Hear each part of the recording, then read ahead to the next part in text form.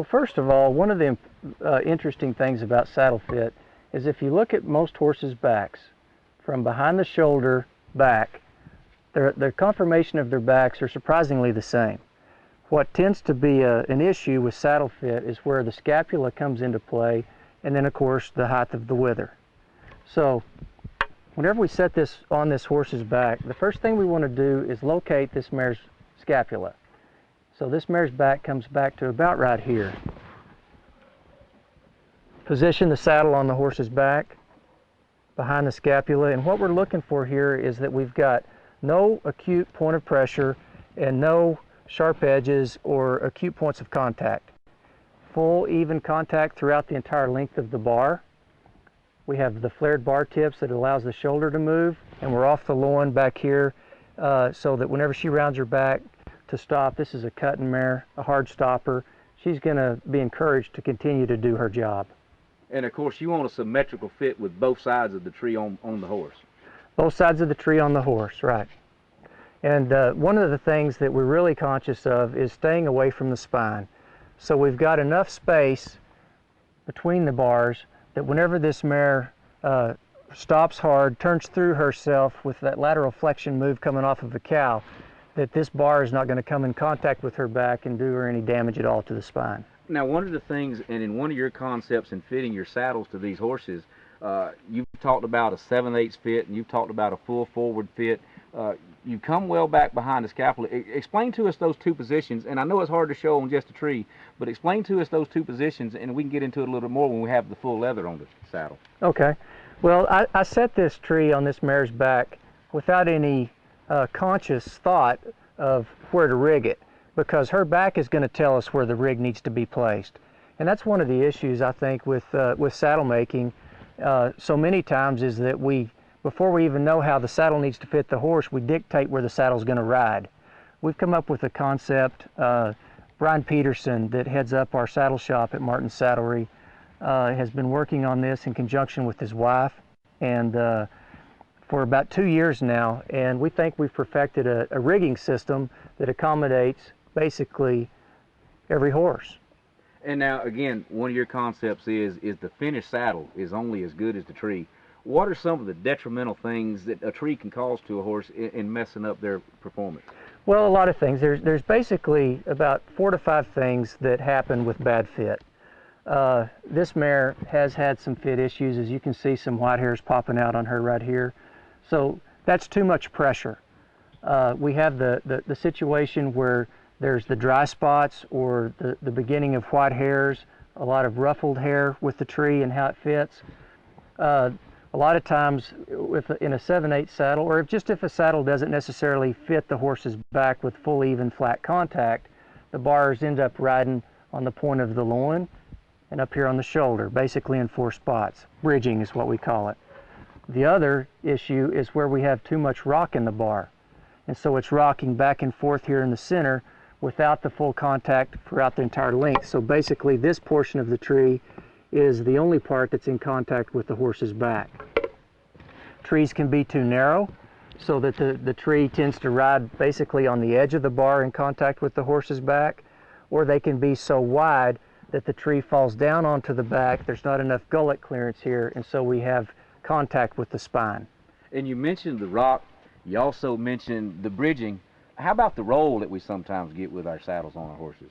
Well, many times roll comes into play whenever either the bar is skating on too thin of an edge on the horse's back, but most of all, it's where we don't get that saddle down far enough on that horse's back to allow the weight of the saddle and the rider to be evenly distributed over this muscle mass here that really was designed to carry weight. Imagine carrying pipe in a pipe yard, and you carry it all day up here on your shoulder. It's not a very comfortable spot to be. No, sir. But if we can distribute that pressure over a larger area of muscle mass here, we can make this horse more comfortable and more happy about doing her job. Well, it basically turns the horse's body into a team and making it work as a team to carry the load and do the work. Absolutely. Letting this shoulder turn and move, do its job, allowing this mare to turn laterally, drag her tail, make those hard stops and turns, without digging into her back. Now, is there a way for just the individual, and it's important to fit a saddle right for a horse, whether you're trail riding, whether you're cutting, barrel racing, roping, how can the average person who's out there looking to purchase a saddle make sure their saddle's going to fit right? Well, you have to look for the telltale indicators, like we talked a little bit about before. Dry spots, white hairs, ruffled hair. Those are all immediate signs. Maybe you're cinching your horse up and she wants to back her ears and bite you because it hurts.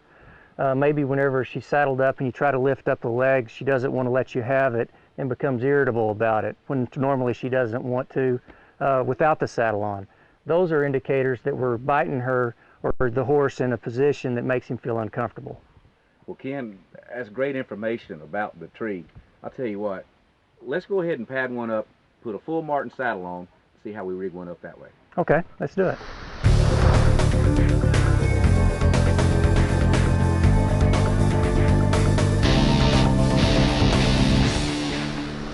And Ken, as we continue our Martin Saddle Fitting University, a lot of folks will go out and they'll be drawn to a saddle by the tooling, by the conchos, and how the saddle looks. They just want to look good in the saddle. But saddle fitting is deeper than that. Now we've got all the leather on the bars. We've worked from the bottom side up. Show us what it takes to fit a saddle to a horse. Okay. Well, like we talked about with the tree fit, what we try to do is make sure that we're in full even contact with the meaty area of this horse's back, behind the scapula, following the line down her spine, and make sure that we had plenty of clearance from her spine, spaced on either side. So now we locate this mare's shoulder in the back of her shoulder to make sure that that is about at the point of the concho. On any saddle, this will be the front of the bars of the saddle. So now that we found that we're in position there, so we're on with the saddle the same we were with the tree. So now if you look here, we've got a problem. There's no way this mare is going to ride this saddle in this spot right here. And that's what I talked about earlier with just a tree with the 7/8 and the full forward. That's right. So what we've come up with, Brian Peterson developed this. We have a patent pending on this concept for the rigging. And basically now we can put the rig wherever we need to accommodate the horse. So now the rig moves forward. And it's a 3-position rig. And it's a 3-position rig. We can take it all the way from a 7/8 position all the way forward to a full forward rig.